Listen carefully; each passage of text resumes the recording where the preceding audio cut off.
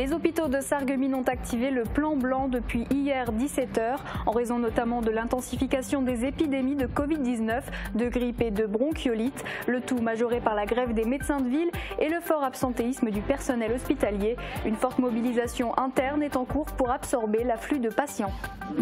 Il y a 2 ans, Jonathan Stanger, le boulanger, chocolatier et pâtissier sarregueminois, faisait un carton avec ses fèves en hommage au service Aubernais. Cette année, il remet le couvert. Nous l'avons rencontré en pleine confection dans son atelier. Se mettre au sport, c'est la résolution numéro 1 des Français. Après les excès autorisés pendant les fêtes, la nouvelle année s'installe comme un renouveau et les salles de sport connaissent l'affluence des nouveaux adhérents. La radio France Bleu Lorraine Nord était en déplacement à Sarreguemines. Ils se sont installés dans les cinémas forums pour leur nouvelle émission Ici, on parle d'ici. Pour l'occasion, 2 invités locaux ont été mis à l'honneur, le directeur des cinémas forums et le directeur de la chaîne Mosaïque Cristal. Et dans notre émission également, l'interview du dernier binôme du canton de Sarralbe, candidat aux élections départementales partielles, Sonia Bourbure et Laurent Meunière, c'est à découvrir après la pub. Et on démarre tout de suite avec les hôpitaux sous haute tension. Depuis hier, un plan blanc a été déclenché dans les hôpitaux de Sarreguemines, une décision prise en raison de plusieurs épidémies qui impactent le service d'urgence, mais aussi tous les services hospitaliers en manque de personnel. En conséquence, certaines activités se voient déprogrammées pour absorber le flux de patients et libérer des lits. Voici tout de suite le reportage de Guillaume Dumonteil. Oui, alors le déclenchement du plan blanc a été décidé hier à 17h en cellule de crise. Pourquoi? Ça répond au besoin de pouvoir concentrer nos forces et d'appuyer nos équipes par rapport à la gestion de la situation qu'on rencontre actuellement aux hôpitaux de Sarreguemines. Cette situation elle est particulièrement adverse aujourd'hui. Il y a un contexte au premier plan de triple épidémie, grippe, bronchiolite, Covid, un contexte de mouvements sociaux sur le territoire et aussi en interne. Et tout ça nous amène à une charge de travail très importante au niveau de nos équipes qui, malgré leur engagement, se mobilisent, sont appelés, font énormément d'efforts de manière à pouvoir assurer les prises en charge hospitalières nécessaires pour la population. Tout ça amène une autre problématique au niveau des arrêts maladie et hier on en a enregistré un nombre assez considérable, ce qui nous a amené à revoir nos organisations. Une situation particulièrement sensible au service des urgences. Oui, en effet, donc sur 24 heures, 23 infirmiers, 15 aides-soignants et un médecin sont en arrêt maladie pour syndrome anxio-dépressif dans un contexte de difficulté effectivement dans le quotidien, notamment sur le lieu de travail. Ça nous amène à limiter l'accès aux urgences, aux seules urgences vitales. Je précise que les urgences gynécologiques, obstétriques continuent d'être assurées, la ligne SMUR est maintenue. Mais d'autres actes médicaux ne peuvent pas avoir lieu. Il y a une déprogrammation des consultations au niveau du pôle de médecine et aussi au niveau de certains services d'hôpitaux de jour. Pourquoi? De manière à pouvoir redonner du temps aux soignants pour se concentrer sur les urgences vitales dans ce contexte très compliqué. Il a décidé de remettre le couvert à Sarreguemines. Jonathan Stanger est en pleine confection des galettes des rois. Il y a 2 ans, le boulanger, pâtissier, chocolatier avait lancé une série de fèves mettant à l'honneur les services Aubernais. Cette année, il complète avec 8 nouvelles pièces. C'est un reportage de Thibaut Desmerlet. C'est dans son atelier que Jonathan Stanger prépare les galettes des rois pour l'épiphanie. Sa galette a notamment été élue la meilleure de Moselle en 2019. Les clients l'ont attendue avec impatience. La vente a déjà commencé il y a quelques jours. Alors les premières galettes qu'on vend, on les vend le 26 décembre. Donc on s'est toujours dit qu'on n'en vendrait pas avant Noël par principe. Après c'est vrai que la demande est là, donc à partir du 26 décembre on n'a pas le choix, il faut produire des galettes. Il y a 2 ans, le boulanger, pâtissier, chocolatier avait présenté une série de fèves qui mettait à l'honneur les services Aubernais. Le succès est immédiat. Cette année, il a décidé de produire une 2e série. C'est vrai que l'année dernière, il y avait beaucoup de déceptions parce qu'on n'avait pas remis le couvert. Donc cette année, on a refait une 2e série donc qui complète la première d'il y a 2 ans. Donc ce n'est pas les mêmes fèves. C'est vraiment une série complète à 15 fèves. 7 pièces il y a 2 ans et 8 nouvelles pièces cette année qui seront cachées au milieu de la frangipane et de la compote de pommes. Les futurs rois et reines trouveront des petits beurriers ou encore des grandes tasses. En 2021, 1500 galettes ont été vendues avec plus de 2100 fèves. Pour faire face à la demande, le stock de fèves a été élargi à 3200 pour 2023. Mais un facteur se rajoute, l'augmentation du prix des matières premières, comme le beurre ou la farine. On fait aller, on fait comme tout le monde. Donc bon, c'est vrai que les prix ont flambé l'année dernière. Est-ce que ça va s'arrêter? On espère, on ne sait pas. Après, c'est hormis le prix des matières premières, aussi la pénurie. Des difficultés qui ont un impact direct sur le prix de vente pour le client. Mais ce ne sera pas un frein si les galettes de Jonathan se vendent comme des petits pains. Et Jonathan Stanger, comme tous les autres artisans de sa profession, subit évidemment la crise de l'énergie. Le gouvernement se mobilise pour essayer de les soutenir. Alors en plus des dispositifs d'aide, un report du paiement des impôts et des cotisations a été annoncé mardi. On écoute sa réaction. Alors nous, ça impacte au niveau de l'électricité. Donc depuis le 1er janvier, il y a un nouveau tarif. Notre facture va être multipliée par 3 tout simplement, malgré les efforts qu'on fait en interne, c'est-à-dire on a quand même coupé des chambres froides, on essaie de limiter. On se lève 2 heures plus tôt pour cuire avant 6 heures, pour être en heure creuse et pas en heure pleine. Mais malgré ça, notre facture d'électricité va prendre 4 000 à 5 000 euros. Alors le report des charges et des impôts, je pense que tous les artisans vont dire la même chose, c'est que reporter l'échéance, donc au final ça n'aide en rien.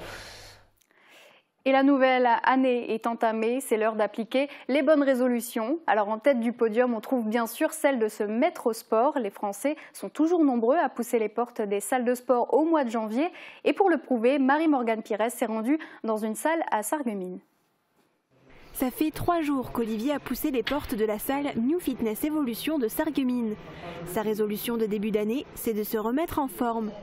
Accompagné d'un ami qui fréquente déjà la salle de sport, c'était le bon moment pour lui de démarrer.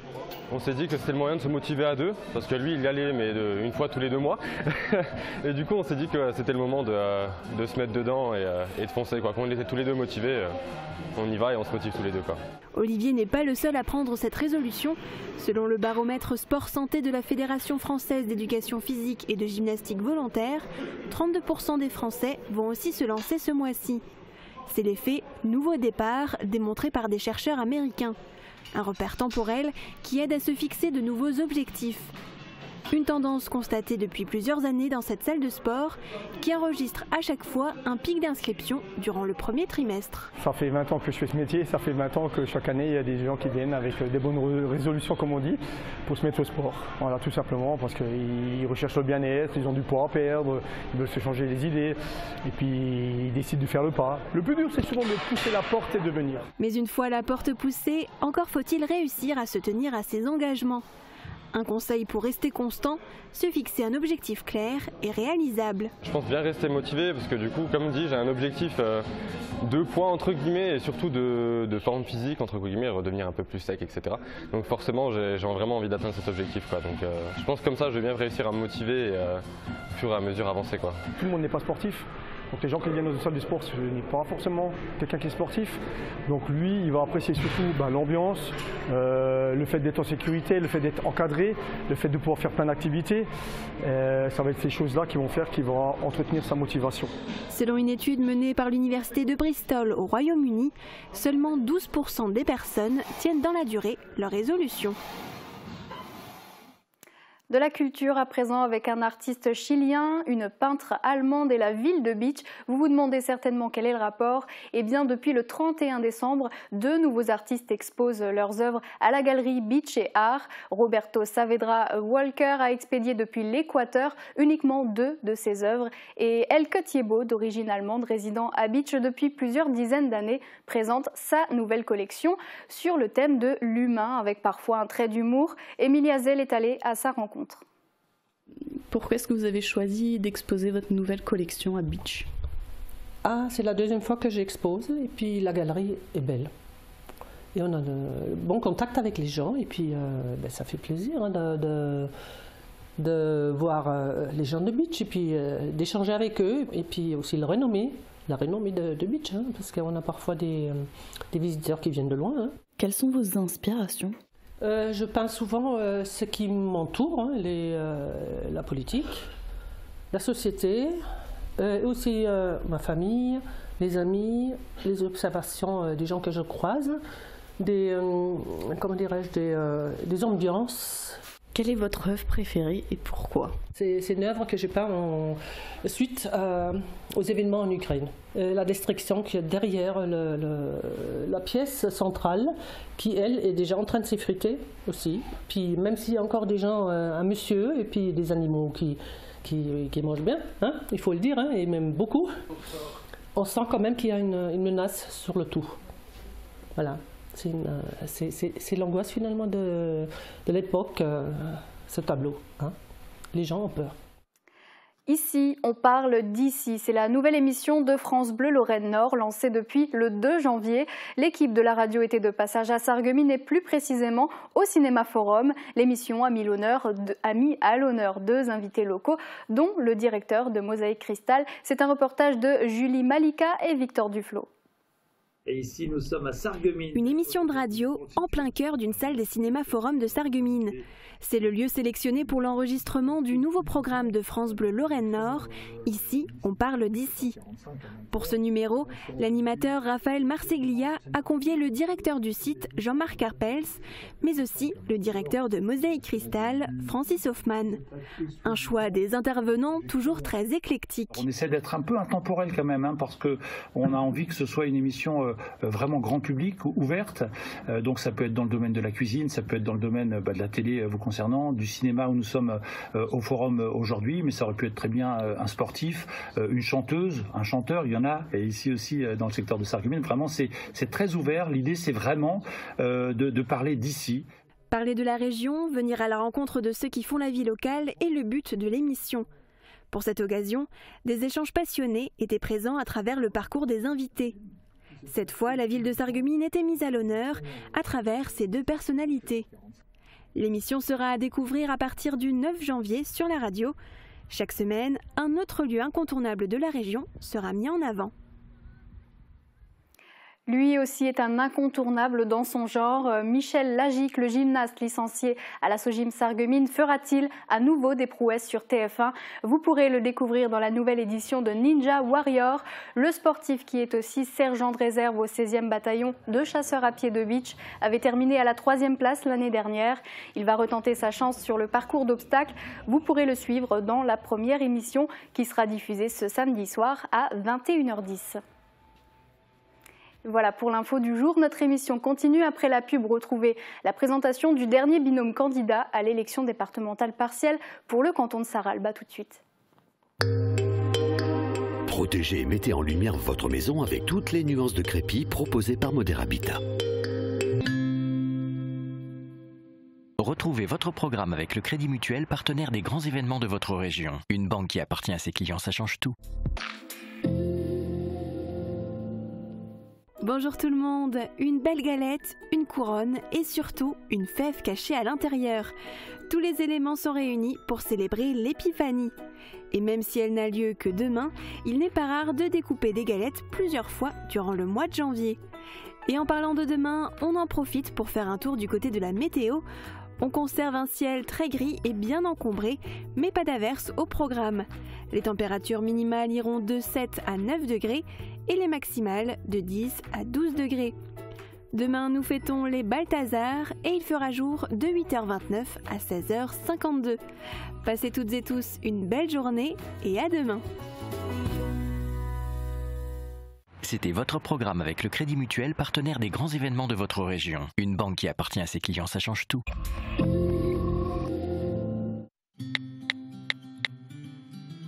Je rencontre individuellement chaque personne. Je connais chaque homme et chaque femme. Je sélectionne en fonction de votre demande, sa sincérité, son âge, sa situation familiale.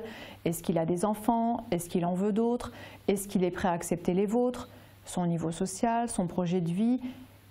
Qu'est-ce que lui attend de votre rencontre? Tous ces éléments sont analysés pour que vous ayez cette sélection. Lorsque vous arrivez au rendez-vous, il ne vous reste plus qu'à vous demander: est-ce qu'il me plaît? Est-ce que j'ai envie de faire un bout de chemin avec lui? Avenir Complice vous accueille à Metz, Sarreguemines et Terville.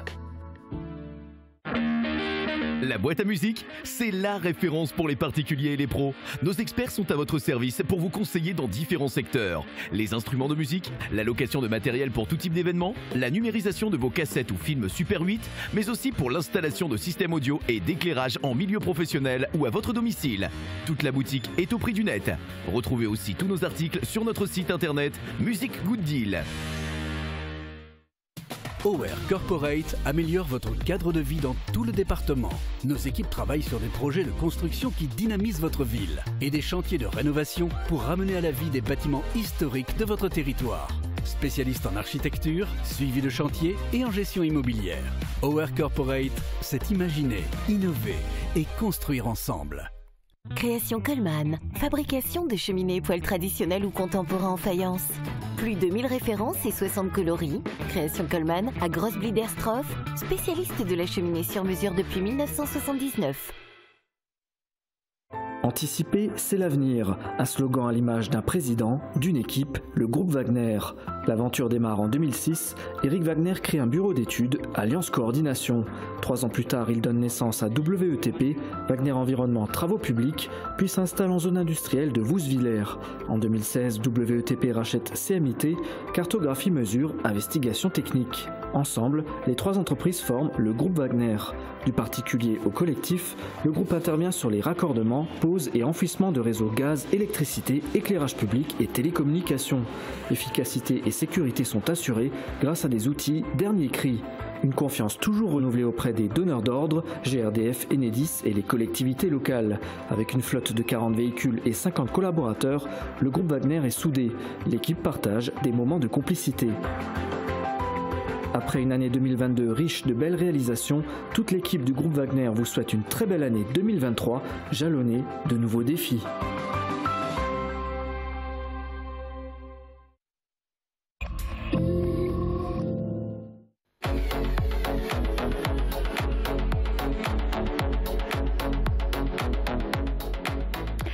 Cette semaine, retrouvez un nouveau numéro du Cadre. Cette fois, on change de registre. Je reçois l'humoriste messin Julien Strelzik.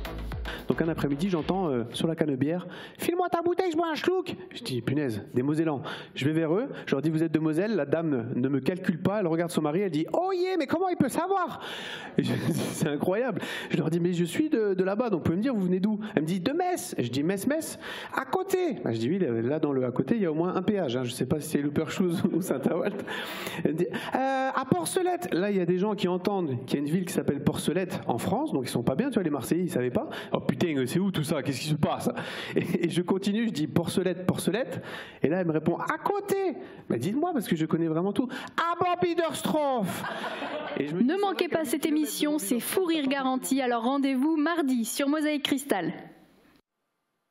Toute la semaine, on vous a fait découvrir les binômes en lice pour les postes de conseillers départementaux pour le canton de Sarralbe. Ils seront élus les 15 et 22 janvier prochains. Nous leur avons donné à chacun la parole sur notre antenne dans l'ordre du tirage au sort effectué en préfecture.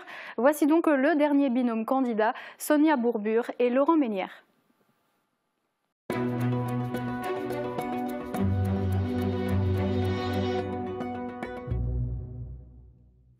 Bonjour à tous, émission spéciale de campagne électorale toute cette semaine sur Mosaïque Cristal pour l'élection départementale partielle dans le canton de Sarralbe. Le binôme du jour est composé de Sonia Bourbure et de Laurent Ménière. Bonjour à tous les deux. Avant de parler de politique, je voudrais qu'on parle de l'humain. Sonia Bourbure, est-ce que vous pouvez vous présenter en quelques mots? Avec plaisir. Donc, je m'appelle Sonia Bourbure, je suis mariée, maman d'une fille, d'une grande fille. Je suis maire du Val-de-Guéblange.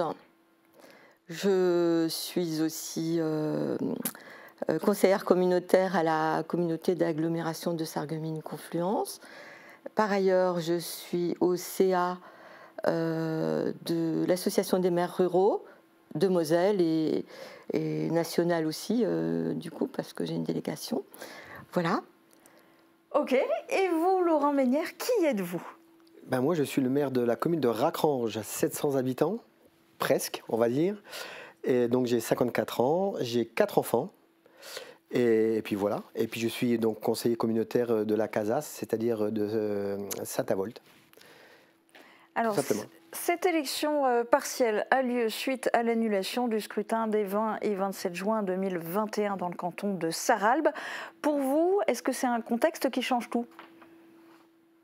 Tout à fait. Tout à fait, puisque l'équipe qui était en place était là et bien là. Donc on va essayer de prendre le relais, tout simplement. Alors justement, développez un petit peu, pourquoi vous êtes candidat? Alors, pour ce qui me concerne, moi j'ai été pendant toute une période la remplaçante de Sonia Christine Lefrébeuf. Donc j'ai eu un pied déjà, si vous voulez, dans le département. Et on est resté en relation tout le temps, toutes les deux. Et c'est elle qui m'a un petit peu... qui a pris contact avec moi pour m'inciter un petit peu à me présenter, si je souhaitais, avec le maire de Racrange, qui lui était partant aussi. Ouais. Voilà. Alors partant, pourquoi? Pourquoi vous vouliez être candidat? Je suis un peu dans le même cas que Sonia. Au lendemain de la destitution de Romuald Yayaoui et puis de Sonia Christine-Leboeuf, naturellement, les maires du secteur, de l'ex-canton de Grostenquin, on s'est réunis aussi, on a un peu discuté pour voir un peu comment on pouvait réagir pour qu'il y ait quand même un représentant local à ce niveau-là. Et on m'a sollicité. On ne se lance pas non plus dans une élection comme ça. Il y a aussi un choix personnel, mais aussi un choix familial. C'est pour ça que, donc, après réflexion, j'ai accepté donc, ce défi. Et puis voilà, j'ai 54 ans, j'ai encore plein de choses à faire, donc voilà. Alors vous êtes officiellement sans étiquette, si je ne dis pas de bêtises, mais dans la réalité soutenu par la majorité départementale, c'est ça? Peu ou prou, oui. Peu ou prou. Alors, les élections départementales, c'est une élection en binôme. Vous avez expliqué un petit peu pourquoi vous étiez candidats l'un et l'autre, mais comment vous vous êtes choisis l'un l'autre? C'est venu pratiquement naturellement. Sachant que Sonia avait déjà été suppléante les fois d'avant, sur le secteur, les collègues ont vu en Sonia vraiment la candidate idéale. Et comme je vous ai expliqué tout à l'heure, moi, voilà, on m'a demandé, donc automatiquement, les choses sont faites naturellement. On s'est téléphoné avec Sonia et ça a matché, j'allais dire, tout de suite. Alors on va parler maintenant du territoire. Selon vous, quels sont les atouts du canton de Sarralbe? La ruralité, la nature, l'agriculture, le patrimoine. On a évidemment énormément de choses à défendre, mais je crois que l'atout, c'est surtout la ruralité. Tout à fait, tout à fait. Les petites communes. Les petites communes, c'est un maillon essentiel avec les intercommunalités qui sont en place maintenant, mais on est un élément essentiel avec le département pour pouvoir garder toutes ces valeurs-là. La ruralité, c'est nous, c'est pas autre chose, c'est ça. Oui. Et quelles sont du coup les faiblesses de ce territoire du canton de Sarralbe? Il y a toujours des faiblesses, il y a toujours des trous dans la raquette, c'est sûr, mais on est là aussi pour les raccommoder. Donc on va essayer d'aller plus loin et puis de faire en sorte que nos agriculteurs, on les voit, les circuits courts, tout ça, il faut qu'on se batte pour ces gens-là. À vos yeux, quelles sont les principales missions du conseil départemental? Alors, je pense que la mission la plus importante du conseil départemental, c'est l'action sociale, en direction de l'enfance, des personnes âgées, des personnes éloignées de l'emploi, enfin en difficulté, etc. On le voit malheureusement dans nos communes pratiquement tous les jours. On a des gens en difficulté au niveau de l'emploi, on a des personnes âgées dans la difficulté aussi. Et le département met en place des outils et tout le monde n'est pas au courant de ces outils-là. Et on est là aussi pour faire ce relais-là. Parce que pour les personnes âgées, le maintien à domicile, je pense, c'est extrêmement important. Et le conseil départemental s'y attache de façon certaine, forte. Et alors vous, personnellement, quels sont les projets ou les causes pour lesquelles vous avez le plus envie de vous mobiliser? Comme je vous l'ai dit, on vous l'a dit, donc défendre la ruralité, faire entendre notre voix. Après, vous l'avez dit aussi, cette élection est particulière puisqu'elle s'inscrit dans quelque chose qui est déjà démarré. Donc évidemment, on ne va pas vouloir changer le monde. On va, nous, s'adapter à ce qui existe déjà et continuer ce qui a été démarré. C'est-à-dire qu'il y a eu plein de choses déjà en faveur des collèges ou de nos écoles d'ailleurs rurales, en installant le programme Fusée. Le département met en place une informatique dans nos écoles qui permet à nos enfants, aux enfants des écoles élémentaires, d'arriver au collège et de connaître déjà, si vous voulez, l'outil informatique qui sera utilisé là-bas. C'est des choses comme ça. Ensuite, voilà, il y a plein de choses qui tournent autour de ça. Et vous avez envie de vous mobiliser pour quoi, plus spécifiquement? Alors, dans mon métier, je travaille déjà pour le département, je m'occupais des routes. Donc l'infrastructure routière pour moi a une grosse importance parce que qui dit infrastructure routière dit aussi économie. Si on arrive à avoir de belles routes, ça fait aussi beaucoup. Je veux dire, ça fait venir aussi des entreprises, ça fait aussi ne pas faire partir des entreprises. Donc tout ça, c'est quelque chose qui me tient à cœur, donc on va aussi se battre par rapport à ça. Et concrètement, si vous êtes élu, vous le voyez comment votre rôle, votre quotidien, ça deviendrait quoi? Beaucoup de travail. On le pense, beaucoup de travail, mais je pense... On a l'habitude.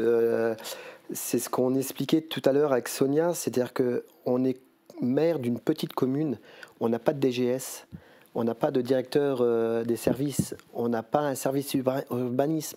Quand il neige, je vais déneiger. Vous comprenez? On fait tout quand on est maire d'une petite commune. Donc, on touche à tout. On touche à tout. Donc, surtout au niveau de l'humain. Hein, on a un contact avec l'humain qui est énorme. Dans les petites communes, on connaît tout de leur vie pratiquement de nos administrés. Et si on s'engage là-dessus, c'est qu'on aime ça aussi. C'est qu'on est proche des gens. Mais si demain vous êtes tous les deux conseillers départementaux, vous faites quoi? Eh bien, on se mettra encore et encore au service de la population et puis essayer d'améliorer toujours et encore leur quotidien et puis les mettre au courant aussi de tous les outils que le département met à leur disposition. Alors, par rapport aux autres binômes, il vous reste pas mal de temps, donc si vous voulez en profiter pour développer justement de quelle manière vous voudriez faire ça, vous avez le temps. Alors, de quelle manière? En allant au-devant des gens, en demandant déjà quels sont leurs besoins, leurs préoccupations et en amenant tout ça à Metz, au conseil départemental, en essayant de débattre et de voir comment on peut régler, comment on peut améliorer le quotidien des gens. Par exemple, Laurent parlait des routes départementales. C'est vrai que c'est important aussi. De mettre en place peut-être des transports collectifs qui soient plus pertinents pour que les gens puissent aller vers la ville, puissent aller... On parlait de ruralité, donc nous on ne veut pas faire une scission ville-campagne, évidemment pas. Il faut que tout ça soit organisé de façon naturelle, enfin que tout le monde s'y retrouve. Vous voyez ? Donc alors après comment nous on organise ça en se rendant à Metz, en intervenant là où on peut intervenir et en faisant entendre notre voix. Ce qui va être très important, c'est de faire le lien avec nos administrés, entre le département et les administrés. Aller à leur écoute, voir leurs préoccupations et si on peut faire les choses, on n'a pas une baguette magique, on le sait très bien. Mais si on peut faire remonter les choses et aboutir à des choses qui peuvent améliorer le quotidien des gens, on aura au moins mis notre pierre à l'édifice. Voilà. Et comment vous voyez les choses si vous êtes élu, comme c'est un travail en binôme, ça veut dire chacun une partie du territoire ou chacun certaines thématiques ou comment ça fonctionne? Moi je pense que chacun maîtrisera les thématiques qu'il connaît le mieux, mais toujours en concertation avec l'autre. Enfin, moi je pense qu'un binôme, ça fonctionne comme ça. Alors voilà, on n'est pas... Binôme, sachant qu'on a aussi une équipe qui est derrière, on a des remplaçants. Oui, c'est ça. Ça aussi c'est important, c'est un travail d'équipe, c'est ce que je vous expliquais en préambule. Avant cette émission, on est une équipe avant tout et c'est ce qui fait aussi notre force. Alors vous pouvez les citer du coup, qui sont vos suppléants? Ah oui, alors moi j'ai une suppléante qui s'appelle Sandrine Wengler-Fézer et qui est secrétaire de mairie à Louperchouse. Et moi, c'est Christian Barten, qui est deuxième adjoint à la mairie de Lixin et Saint-Avold, et c'est un ancien DGS, aussi un directeur des services de Foch-Villers, donc qui a aussi un vécu et qui voilà, il est encore très actif, puisqu'il est encore directeur de concours de jury dans la fonction publique, qui organise tout ça. Donc on est vraiment dans le vif du sujet. Dans le vif du sujet.